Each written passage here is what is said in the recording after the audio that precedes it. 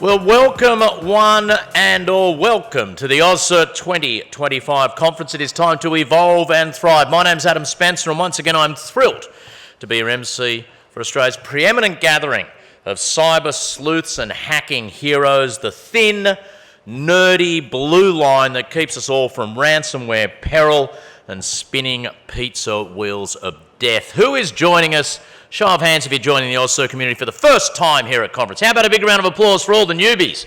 Welcome, welcome, welcome, welcome. So excited to have you here. I'll outline soon what is in store, but on the topic of welcomes, let's start with a welcome to country. This is Erica Urell. Erica, the stage is yours.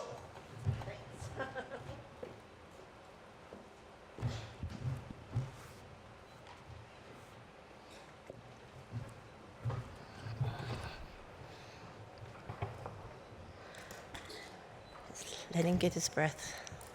I'd like you all to take a moment, please, as we go for a little trip across country.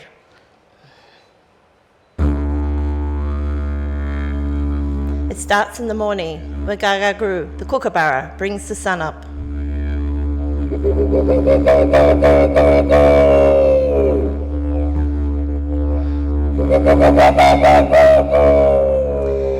He looks down below as he takes flight and can see the gumgum bird, a bubugao, and he has taken one last call before he goes to sleep for the day.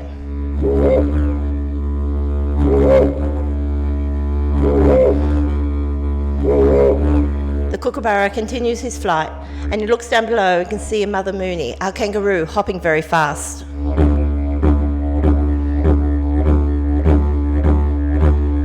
And right behind her is her baby Joey trying to catch up.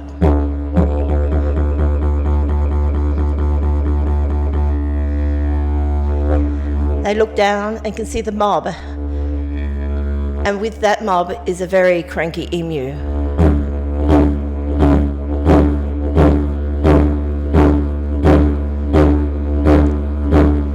They're all trying to get away because in the distance they can hear the cry of our dingo.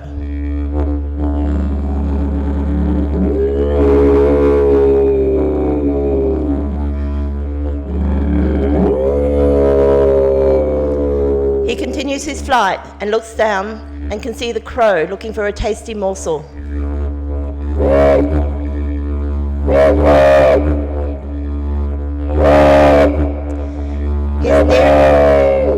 He's nearing the east coast, and with his sharp hearing can hear the song of the whales.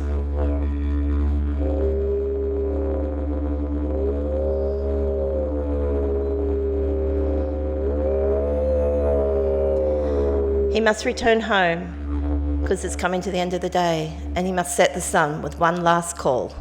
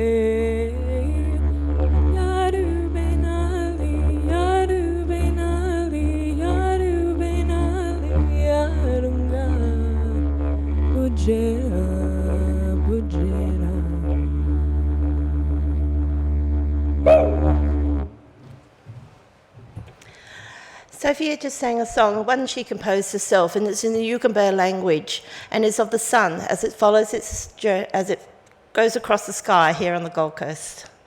So it's a pleasure to be here to give you the Welcome to Country. Now, Welcome to Country is supposed to inspire, give you ideas, ask you to remember, and also to tell stories.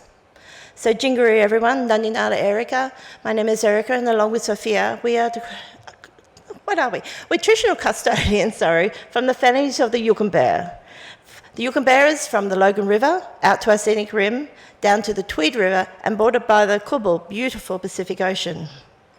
Now, I'm very blessed, as I've been born in country, raised on country, still live on country, work here, own a business, and raised a family here. So I'm very connected to all spaces on this space. But my favourite spot is Talabudra, and it sort of hits smack bam in the middle of both ends of the coast. When I'm down there, the waters are crystal clear, and it's very soothing, and you feel very close to the spirits. And right beside Talabudra rests one of our spirits, Jabree. Now, Jabree is our sleeping giant. He stepped out from the Milky Way and came down to this place and realised we had no form, no landforms, nothing. So he threw out his great stick, creating the valleys, some rivers, some hills. After he'd done his work, he became very hungry. So he went and gorged on the honey from our native bees. After he'd done that, he was very sticky, so he waded out into the waters, the deep waters, to wash himself. By the time he got back, he was extremely tired, so he lay down for a rest. As he was sleeping, the molten rock came and engulfed him in that space. As he woke, all he could get out to escape were his 5 fingers. And if you walk around Burley Hill, you will see those 5 fingers now. But Jabree rests on the north side of Talabudra. On the south side, there is another mob. It is split by that creek. Now, mobs just didn't go onto each other's country, without actually asking, hence where a welcome to country comes from. And for us, sometimes a smoking ceremony is what is required. You send up the smoke, and it's really hard to hack into a smoking ceremony. It's something very simple. You would wait for a reply. A reply would come whether you're allowed to cross. But before even that happened, the old people, they would read country. They would be told from country whether you had good intentions or bad intentions. If you had good intentions, you're allowed to come spend the night at the camp before you continue your journey. If you had bad intentions, you would be asked to move on without actually ever coming into the encampment, so nobody knew. These are very simple ways and things that we have learned from our ancestors. And I like to pay respects to our ancestors because they always cared for country. And when I say country, it is the land, the air, the sea, the animals, the plants, the rocks, and its people.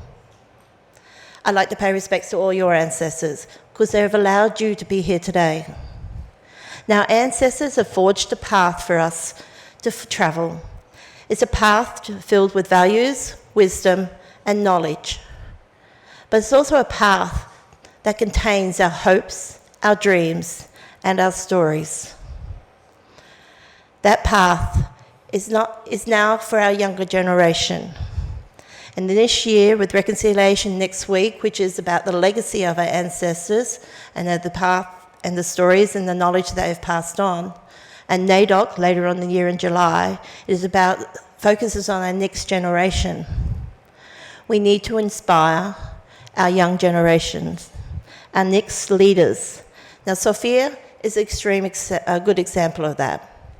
She is the second-year criminology student at UQ. She is a strong youth leader, a big advocate for Indigenous education in schools, and she also happens to be my daughter, so I'm quite proud of her. But she is who is going to take our culture into the future. They will do it their way. It has to evolve for our culture to continue. And our culture will continue because we are built on the shoulders of our ancestors and their strength. They will find their way. They will evolve and they will thrive. Now, she is going to sing again because you don't want to hear me talk anymore. But before I go, I ask that while you're on country, wherever you are, Please walk softly and listen deeply, because country always has a message for you. May you have a wonderful few days, and Nanyabu, until we see each other again. Bagawani, thank you.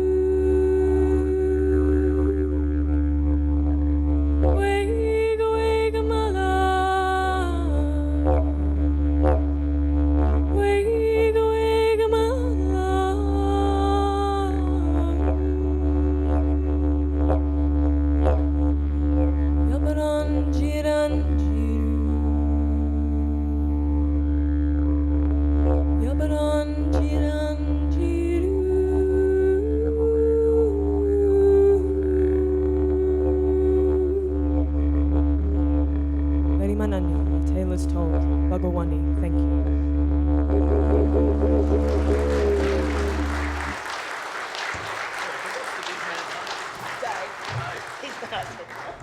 Thank you, Erica. Thank you, Dave. And thank you so much, Sophia. And Sophia, good luck with your studies as well. Thank you so much for welcoming us to country today. Okay, let's get on with it, ladies and gentlemen. Now, in my introduction there, I did use the tech version of the N word. I referred to you as being a little bit nerdy. I want to make that clear. There's no judgment on my part when I use that word. It's a word that I proudly embrace myself. For those of you here for the first time, it might be the first time we've met, I don't really have a strong background in cybersecurity. My nerdy background was a little bit more mathematics. I was a before I became the major media megastar that many of you know me to be. You weren't meant to laugh at that bit, buddy. I was a mathematician. This is probably the highlight of my public mathematics life. I was at the TED Talks a few years ago. Who's been to the TED Talks? Ideas worth spreading, life hacks, that sort of stuff, you know the idea? I gave a TED Talk a few years ago on gigantic prime numbers and how mathematicians hunt them down through the infinity of counting numbers. We're a little bit pressed for time this morning. I'm not going to have time to redo my 17-minute TED Talk on our giant prime numbers. And as I say that, I can sense the sadness that's sweeping across the room. But just to show you a little bit of the way that a mathematician like myself sees the world, 2025. How's 2025 going? We having a great year? Yes? And is it just me, or is there something about the number 2025 that just looks awesome? Yeah? Perhaps it's this. 2025, take a pen and paper, you can work this out, use your phone if you have to, is 45 times 45, okay? Or as we like to say, 45 squared is 2025. Now, just now as you're thinking, my God, this is going to be the worst hour of my life, strap yourselves in, because look at this. 45 is 20 plus 25.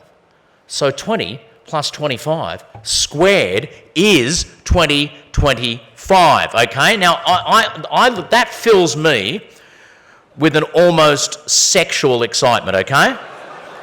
And who am I kidding when I say almost? Isn't that amazing, yeah? Give it up for the year 2025, ladies and gentlemen. Let's get nerdy, let's get it on, okay? We've got a little bit of housekeeping to get through this morning. In the unlikely event of an emergency, remain calm, follow the instructions of the well-trained staff here. We'll be moving out to Bulletin Park on the corner of the Gold Coast Highway and T.E. Peters Drive. There's a smoking area available out on the terrace, a designated signed area. It's your one-stop location for all your smoking, vaping and stigging needs.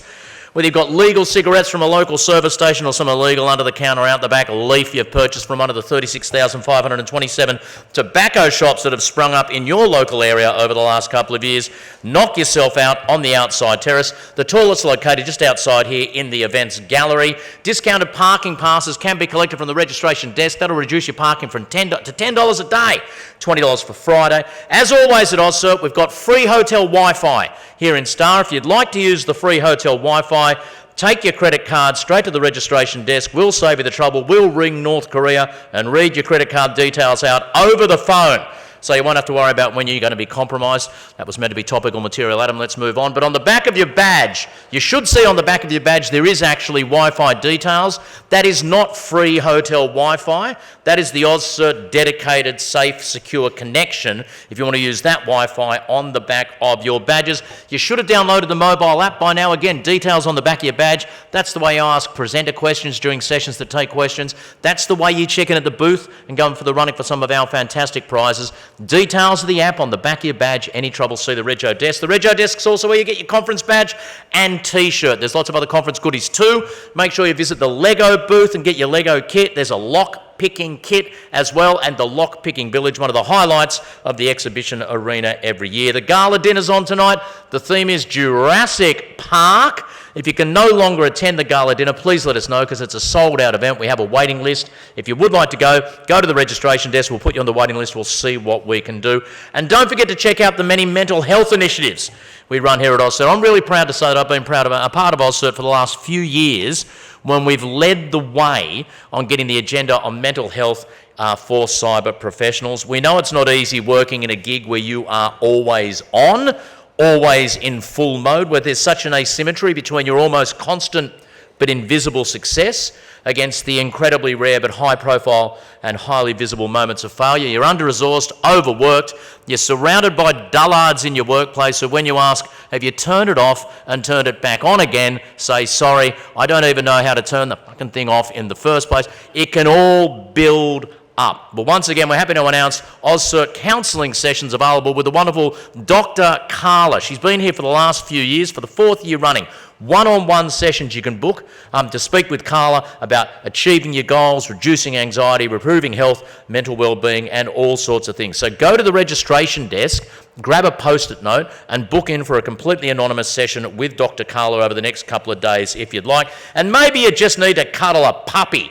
Well, for the 2nd year running, you can get your pure dopamine hit cuddling our adorable puppies outside in the grassed area there. Puppy Cuddles is back for the 2nd year in a row. It's more than just a leisurely activity. It's dynamic therapy in motion. You work your core muscles, enhance your strength, balance, coordination, flexibility, and have a laugh and a giggle with some beautiful puppies. Mental health is balanced by the dopamine release that comes. It'll relieve stress, anxiety, and lower your I got down and dirty with the dogs last year. It was fantastic. Our adorable friends are just out on the forecourt event all Thursday and Friday. So, what a year it's been so far, and what a 12 months it's been since we last got together.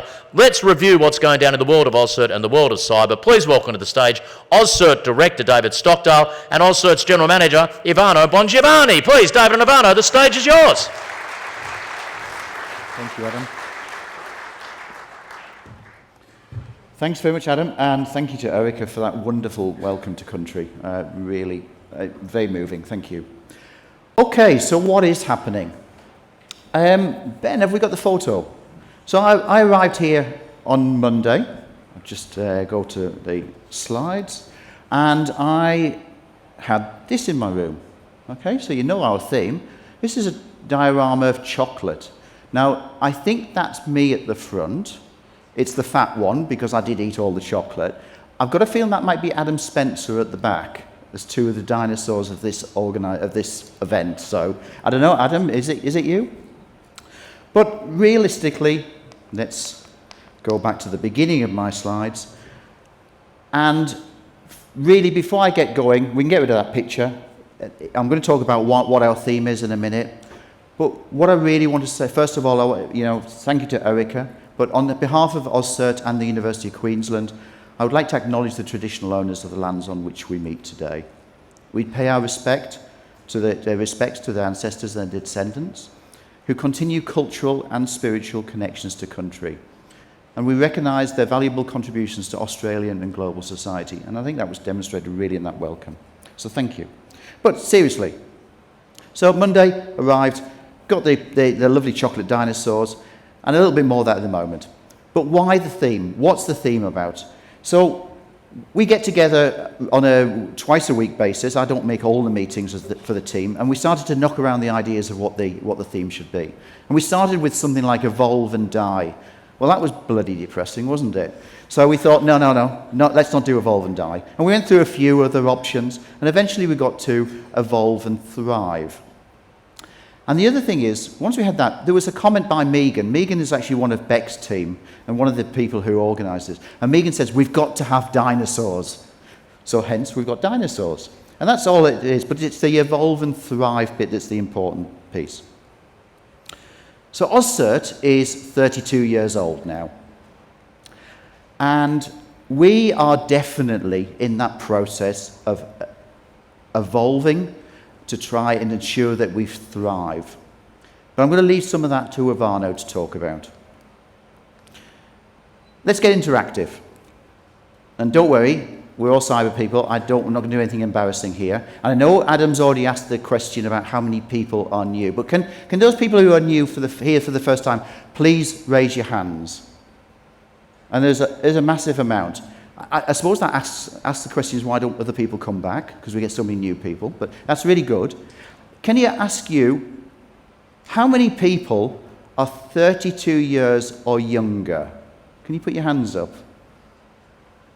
Again, I could really swear here because I'm not, but that's really encouraging to see so many, quite a lot of young people coming into this. Arguably 32 still. I'm a lot older than that, so 32, but 32 is young. Now, the most important question is, how many of you work for businesses who supply services to other businesses? Is there quite a lot? Is that, yeah? You all, so a fair few. Okay, that's good, thank you. We'll come back. So what is happening? Well, this year we did our year in review at AUSCERT that we released. A few months ago we did that. And in my opening comments I really leaned on ASIO's director Mike Burgess's threat report. And if you haven't read it or watched it, I would definitely encourage you to do that. It's very good. It's a little bit scary, but it's worth it. And Mike Burgess talked a lot about foreign interference, cyber espionage, and cyber-enabled sabotage. And those are big, scary topics. Now, my role as one of being the director of AUSCERT is also the CISO for the University of Queensland. And I can tell you that universities are experiencing that foreign interference. It's not just something the government's talking about. This is real. This is happening. And it's happening on a fairly regular basis. But also, we're living in a very fast-changing geopolitical environment. We've got that possible, probable alignment, not just on doctrine or with China, Russia, North Korea, and Iran, but they're also coming together in terms of actions as well. We're seeing that happening. We've also got what is our traditional international alliances being challenged a little bit by new administrations in the US. So things are changing rapidly around us. So it's hardly surprising that we're hearing ex-prime ministers talking about building greater sovereign defence capabilities in this country. We've also got a massive increase of cyber breaches happening. And I think that's possibly leading to an apathy in the public. Everybody's experienced it. I know we revert back to the Medibank one or the Latitude one or whatever, but everybody's probably been a victim of that in some way. And I think that there's a possibility of apathy creeping in. I also think there might be an apathy in business as well around this, and that's a little bit scary. And then there's risk. Love risk practitioners, but again, is there a danger that we're all concerned with cyber, but maybe it's one of those things that people start to think, it's just another IT risk. Well, I don't think it is, personally. Or is it just another business risk, even? And yes, it is, but that doesn't mean you should just lump it all together. And that's very important. It deserves acknowledgement because of the threat landscape that's changing so much. And then, of course, there's the new kid on the block, who we've all been talking about, AI. And everybody's talking now about AI risk. It's like, AI risk, it's a thing. And I don't know if any of you got young children who play, and I have to use the word soccer here, even though it hurts. I'm English, so it's football to me. But when you've got little children who play soccer and they all run around after the ball and the whole pack is running around after the ball. Well, I feel like we as businesses sometimes run after the latest risk. And really, we should be a little bit more mature than that. And given the changing landscape, it could be disastrous. But again, I'm going to leave this to Ivano. Ivano is a GRC person, and which is fantastic, so it's his real area. I'm more of a techie person, and I'm now a culture lover. And again, one quick hands up, who went to either the culture tutorials? Kelsey did the first one, Claire and Rachel did the second one. I love culture.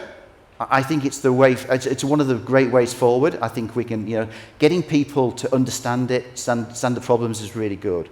So yeah, a big shout out to the culture and to those tutorials and the people. Now I've painted that big picture thing, and there's a lot of you probably thinking, well, does this really apply to me? Well, I think it does actually. I think those big geopolitical things and the threats that we face do apply to all of us. But there is some good news.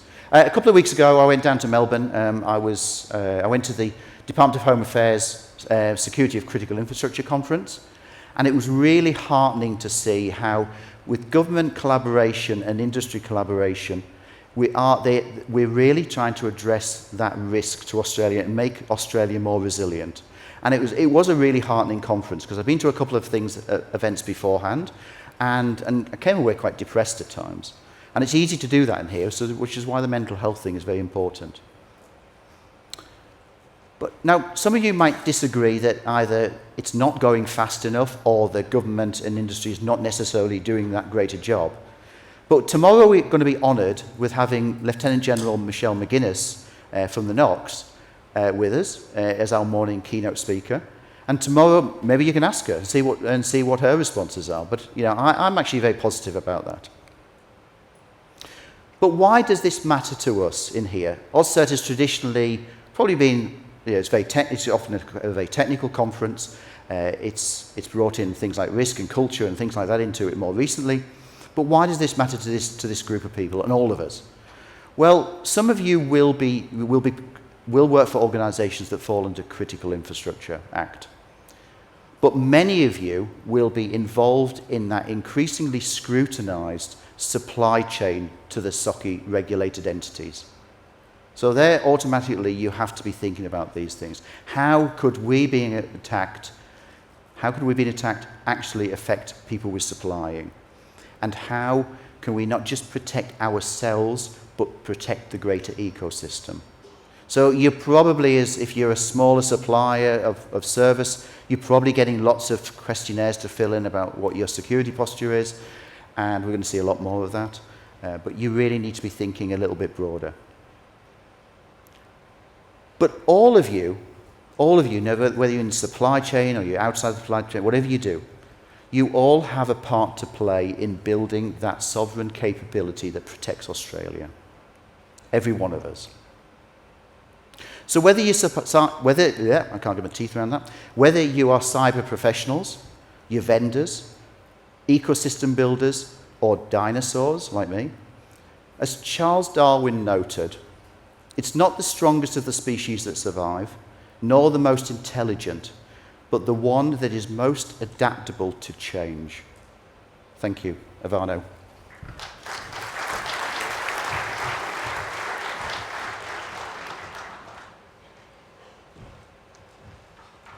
Thank you very much, David. Good morning, everyone. It's really a true honor to welcome you to this year's conference, which, as I like to imagine, is a bit of a gathering of minds, missions, and momentum, really. And we hope to kind of be able to build at the end of the conference, by the end of this conference, some momentum into cybersecurity space. I'm here not just as a representative of AUSCERT, but I like to think of myself as a fellow traveler with you in this field that is evolving at a pace that we never really experienced before. David gave us a picture of the Australian and global landscapes that I believe is part concerning, but totally exciting at the same way. The threats are real, the stakes are high, the pace of change, as I said, is relentless, but the opportunities are virtually endless. I wanted to kind of quickly explore with you two questions today. The first one is, what does this all mean for us as professionals, as vendors, and as ecosystem builders? And number two, what does this mean for AUSCERT as an organization? Let's start with the first one. I believe, if you were to ask me, that the future belongs to all-around professionals. People that can code and communicate, who understand risks, but also manage relationships effectively. People that can write business cases, people that can run a project. We need cyber professionals that collaborate across disciplines, manage stakeholders with confidence, speak the language of business, and yes, harness the power of AI, not fear it. And probably you would agree with me, that might be a little bit of a change compared to where we started as an industry. Take, for example, a SOC analyst who can not just triage alerts, but also explain the business impact of the threats to the executives. Or a GRC specialist who can translate compliance requirements into actionable engineering tasks. I know that it's a debated topic, a very heated topic, but I believe professionalization is coming. Yes, there will be streams, probably, but yet I think we're going to have a lot of auto-stream roles emerging moving forward. Think of, for example, AI-augmented threat analysts that use LLMs to triage incidents and summarize them and consume them. Or cyber risk communicators that can actually build a bridge between technical teams and executives. Or quantum-ready architects, just to mention another very fashionable topic, that are going to help preparing the infrastructure for post-quantum computing. And automation, well, as David has mentioned, it's not coming, it's here already. So what happens when 80% of a pen test can be done and automated? Or when AI writes your threat reports? I think we must ask ourselves this question. If we haven't started yet, probably we're a little bit late. We must ask ourselves, what will traditional roles in cybersecurity look like in 5 to 10 years? And what about the business models associated with those roles as well? I think we actually have seen a bit of a change in the dominating trends when it comes to business models. We went from insourcing to outsourcing to something that is a bit of a hybrid model these days. This time, though, I believe that it's a little bit different. We're not just outsourcing tools, we're actually outsourcing entire functions. And probably you're familiar with concepts such as SOC as a service, CISO as a service, GRC as a service. These are not just fringe ideas at the moment, they're actually becoming brainstorming. And if you were to ask me, Ivano, what do you think is the real opportunity moving forward? I believe there is a lot of work to be done for small and medium businesses. Small and medium businesses are under-resourced, underserved, and unfortunately, under attack as well. Those that figure out how to deliver scalable, affordable, and effective cybersecurity to SMBs with the right mix of human touch, automation, and business alignment, I think will win the next decade. To thrive as professionals, we must be agile. We must be willing to reinvent ourselves, and we must be willing to let go of legacy service to embrace new ones. Now, to the second question I raised at the beginning, what does this all mean for AUSCERT as an organization? It means that we must do what we've always encouraged others to do. We must adapt, we must evolve, and we must boldly lead. We're stepping into spaces that we haven't really traditionally occupied, but we want to do so without compromising on who we are. As AUSCERT, we are, and we will not compromise on being not-for-profit, being community-focused, being globally connected, and being deeply rooted in research and education through our connection with the University of Queensland. And I'll give you a very simple example of this. Outside of this room, we are actually currently running a mini CTF for female participants only, with teams here and teams around the world to foster diversity in cybersecurity. And drum roll, next year we will actually run at the conference the International Cyber Competition. So it's going to be amazing. Don't miss next year's conference. But at the same time as AUSCERT, we're also changing. And I'll give you 4 main areas in which I believe we have started changing already. First of all, we're moving away from a concern with partnering to a mindset of strategic collaboration. We're starting conversations with organizations like BIDAM Solutions, for example, who bring not only technical expertise to the table, but also a deep commitment to community, and in particular, in the case of BIDAM, indigenous participation in cybersecurity.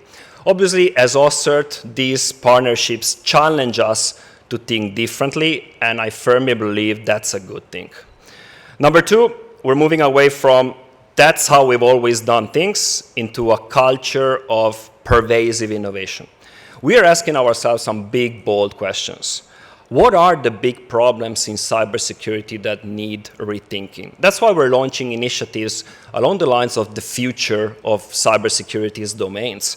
The future of CTI, for example. How is CTI going to look like moving forward? How are we going to build incentives for organizations to share their IOCs and so on? How are we going to consume and produce CTI that better serve organizations? The future of cybersecurity training is another example. We're trying to really moving from traditional training into something that is more hands-on, focused on building deliverables that make organizations save some time and be more efficient. Or the future of GRC. How can we get from checkbox compliance into contextual risk management? The third area in which we're moving is, as I mentioned briefly before, from traditional training to facilitated workshops that produce real-world deliverables. And for example, we just recently piloted a course with a bit of a flipped classroom approach where participants come to prepare to the course, and when we run the session, we're actually focusing on solving real problems, like, for example, building a third-party cyber risk framework. And last but not least, an area that we have made our focus for this year's conference, we're moving from tell them and they will come into let's build this together. We're currently doing quite a bit of work on automated ingestion of our threat feeds. And this didn't really start with a product. It started with a conversation with our members, with questions like, what is currently slowing you down as a cybersecurity function in our member organizations? What would make your life easier? How can we make your life easier? And this is actually my call for action for you today. You've probably seen me yesterday and the day before going around and talking to members and being a bit weird about starting conversations out of nowhere and asking about automation. That's what we want to do this year. We really want to try and help you understand what can we help you doing in the automation space when it comes to our threat feeds. So please come to our booth and have that conversation with the people that are going to be there.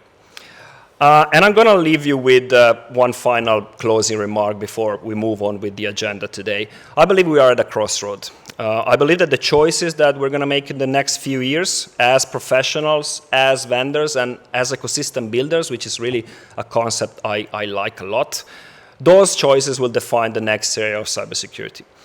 We can either cling to what we know and do, or we can build what we need. At AUSCERT, we're choosing to build boldly, collaboratively, and relentlessly. And I really invite you to build together with us. Thank you very much for your attention. And again, welcome to the AUSCERT 2025 conference.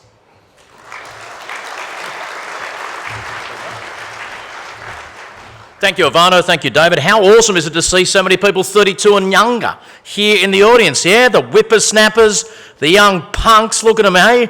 Just had your brat summer, yeah? Everything's skibbity, isn't it? Yeah, I know how you guys roll, don't worry about that.